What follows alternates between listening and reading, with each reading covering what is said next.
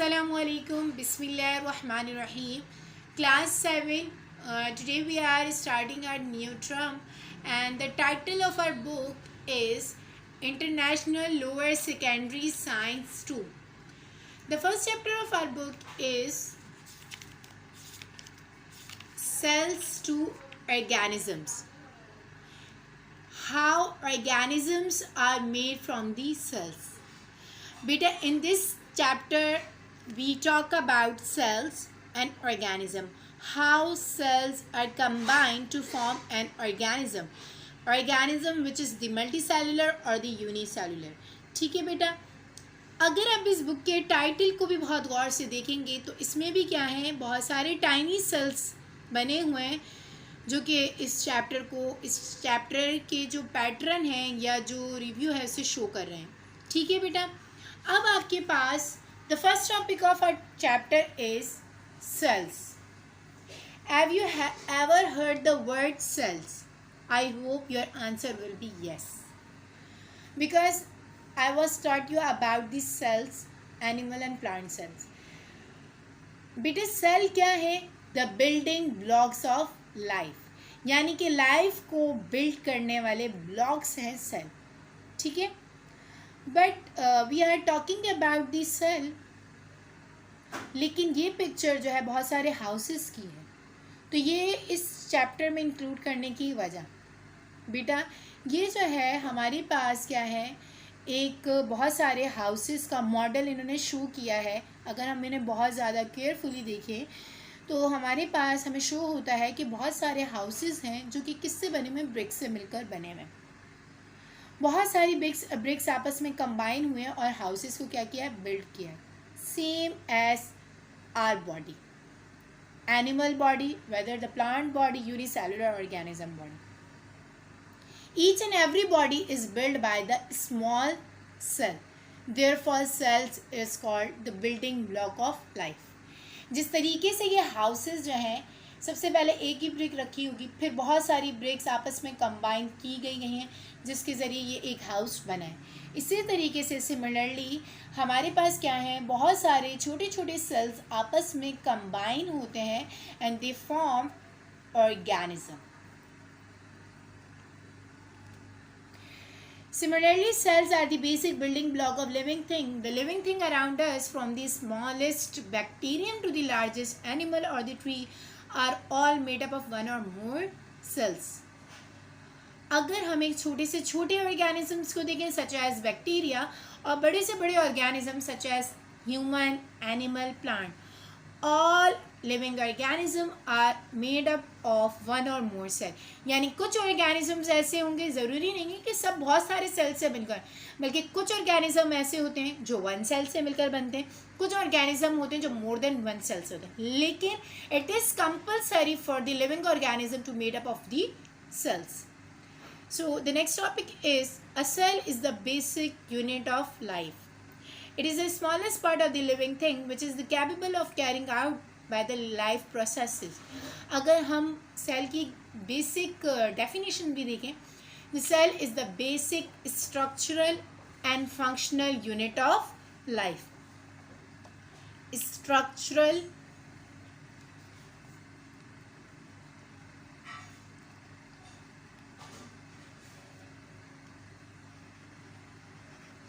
Structural and functional unit of life. Cell क्या है हमारे पास? Structural and functional. Structural means हमारे स्ट्रक्चर को बनाने वाला, और फंक्शन हमारे बॉडी के अंदर जितने भी प्रोसेसेस हो रहे हैं उन सब को कराने. तो सेल क्या है हमारे पास? Basic structural and functional unit of life. The question arise in your mind, who was the first scientist, who was the first person who observe the cell? कि वो कौन से पहला बंदा था, ये साइंटिस्ट था जिसने सेल को देखा. और मतलब पूरी साइंस हमारे पास सेल्स पे डिपेंड कर रही है, हमारी पूरी बॉडी जो है सेल पे डिपेंड कर रही है. More than 300 years ago, a scientist, Robert Hooke, used a microscope to observe the thin slices of cork. तो जो हमारे जो फर्स्ट पर्सन था, that is called Robert Hooke.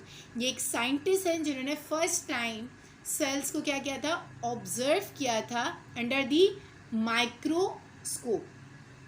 और उन्हें क्या शो हुआ था, स्मॉल बॉक्सेस शो हुए थे, जिन्हें उन्होंने क्या कहा कि कॉर्ड्स के अंदर डिफरेंट सेल्स मौजूद हैं and the tiny boxes which is called the cells. I hope आपको ईच एंड एवरीथिंग समझ आ रही होगी। बेटा सेल्स क्या है, structural and basic unit of life है। सेल जो है फर्स्ट टाइम जो ऑब्जर्व किया गया था वो जो पर्सन था that called the Robert Hooke. बेटा जब आप ये वीडियो देख रहे हो तो ज़रूरी है कि आप अपने पास हाइलाइटर या कोई कलर पेंसिल और अपनी बुक लाजमी रखिएगा। जो इम्पॉर्टेंट पॉइंट्स जो मैं बता रही हूँ उन्हें हाईलाइट कीजिएगा, जो एक्स्ट्रा पॉइंट हम डिस्कस करें वो साथ साथ में नोट डाउन कीजिएगा, ताकि आपके कॉन्सेप्ट क्या हो क्लियर होते चले जाए मेरे साथ ही, ठीक है। Some living things such as bacteria and the yeast are made up of only one cell. An organism or living thing that is made up of the only one cell is called the unicellular organism. Those organism which is made up only one cell, जो सिर्फ एक cell से मिलकर बनते हैं, these organisms are called the unicellular organism. Some example of unicellular organism are paramecium, amoeba, alga, bacterium and yeast. Each living thing above is made up of the only one cell. ये जितने भी हमारे पास organism यहाँ पे show किए गए हैं ये सब कितने सेल से मिलकर बने हैं, only one cell. Therefore they are called unicellular. Uni means one, uni means one, cellular means cell, organism यानी कि unicellular organism. They can only seen by with the microscope, और हम इस माइक्रोस्कोप के ज़रिए उस ऑर्गेनिज्म को क्या कर सकते हैं, देख सकते हैं, क्योंकि हमारी आई में इतनी कैपेबिलिटी नहीं है, इतनी एबिलिटी नहीं है कि वो यूनिसेलुलर ऑर्गेनिज्म को देख सके, ठीक है। The next is multi cellular organism. Multi means more than one cell, cellular cell यानी वो organism, those organism which are made up of many cell, more than one cell, they are called multicellular organism. A large animal such as an elephant is made up of many more than a small animal like a frog. बेटा आपके पास frog भी एक multicellular organism है और elephant भी क्या है, एक मल्टीसेलुलर ऑर्गेनिज्म है, बट क्योंकि ये लार्जर इन साइज है, there are more cells in elephant than a frog, ठीक है। अब बेटा आप सबको पता है कि ये जो मल्टी सेलुलर ऑर्गेनिज्म प्लांट्स भी हैं, एनिमल्स भी हैं और human, they all are called the multi cellular organism. The next topic is of our book is microscope. What is microscope? Have you ever seen microscope in your daily life? I hope your answer will be yes. Yes, we saw this microscope in our science lab. और आप सबने बहुत अच्छी तरीके से इस microscope को class 6 में ऑब्जर्व भी किया था। Microscope, what is microscope? बेटा microscope is a device that use the an instrument that is used to observe, to see the microorganism. ये एक ऐसी डिवाइस, एक ऐसा इंस्ट्रूमेंट है जो कि हम यूज़ कर रहे होते हैं माइक्रो ऑर्गेनिज्म को देखने के लिए, ठीक है। As most cells are tiny we have to observe them using a microscope. बहुत छोटी छोटी सेल्स जो कि हमें अपनी आम आँख से नहीं दिख सकते, we see the cells under the microscope. An ordinary microscope can make object appear bigger up to several hundred times through the uses of lens. इस माइक्रोस्कोप में क्या होता है बेटा, डिफरेंट लेंस होते हैं, ठीक है, डिफरेंट लेंस होते हैं। ये डिफरेंट लेंस क्या करते हैं, एक बहुत माइन्यूट सा, बहुत टाइनी सा जो सब्सटेंस होता है, जो ऑर्गेनिज्म होते हैं, उसे 100 टाइम लार्जर, बड़ा करके हमें दिखाती है ताकि हम उस ऑर्गेनिज्म को देख सकें, ठीक है। These are the different components of the microscope: eyepiece, objective lens, stage, light source, power switch, base, focus knob, stage clips and arm. Inshallah after lockdown I will show you this microscope again. One by one I will teach you about the different component and their function. First one is the eyepiece. बेटा ये microscope की क्या होती है, आई piece होता है जिसके ऊपर हम अपनी आंख रखते हैं, जिसके ऊपर हम अपना फेस यानी आंख रखते हैं ताकि हम क्या सकें, ऑर्गेनिज्म को देख सकें। Is where the eye looks into, is where the eye look, इधर ही हम जो है अपनी आंख रखते हैं ताकि हम ऑर्गेनिज्म को देख सकें। ठीक है।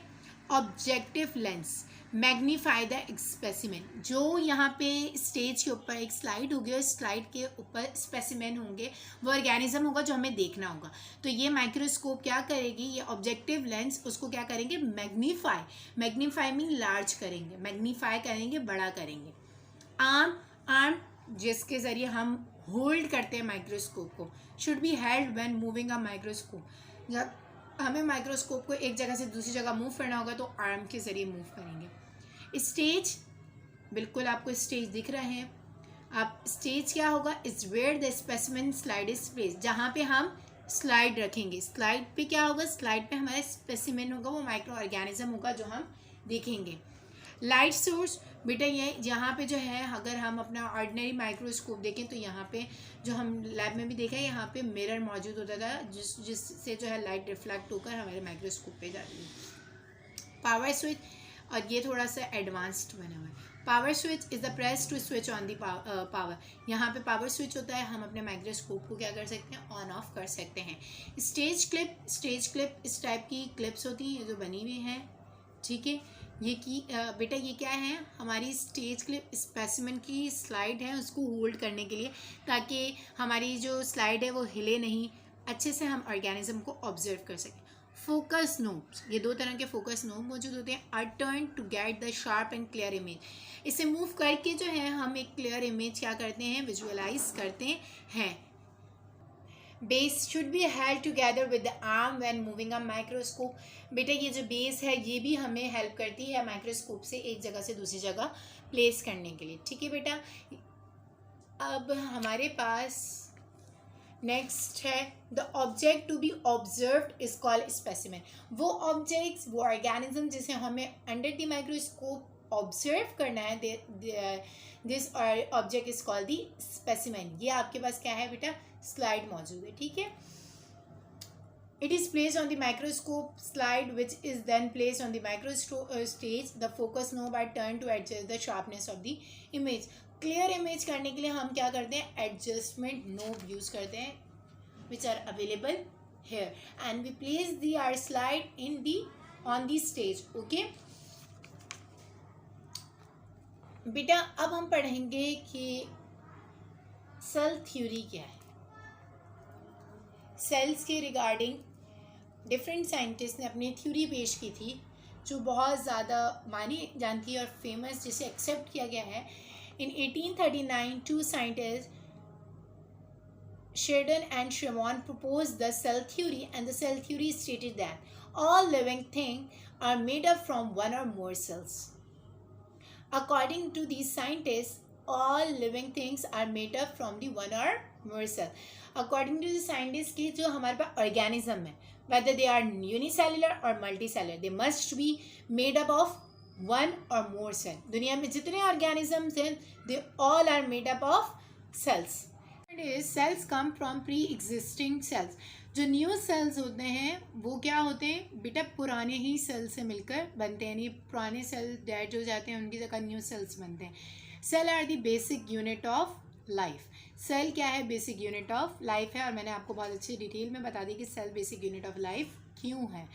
बेटा प्लीज़ काइंडली आप हाइलाइटर ज़रूर रखिएगा, इन तीनों पॉइंट्स को हाईलाइट कीजिएगा, साइंटिस्ट के नेम को भी हाईलाइट कीजिएगा, जो इंपॉर्टेंट बातें मैं बताती जा रही हूँ उन्हें ज़रूर हाईलाइट कीजिएगा। Key points, a cell is the basic unit of life, इन्हें हाईलाइट कर दें। Cell basic unit of life है, जो हमने पढ़ा है उसी की समरी है, आप ये समझें। All living thing are made up of at least one cell, an organism which is made up of only one cell is called unicellular. Example include bacterium, yeast, paramecium and amoeba.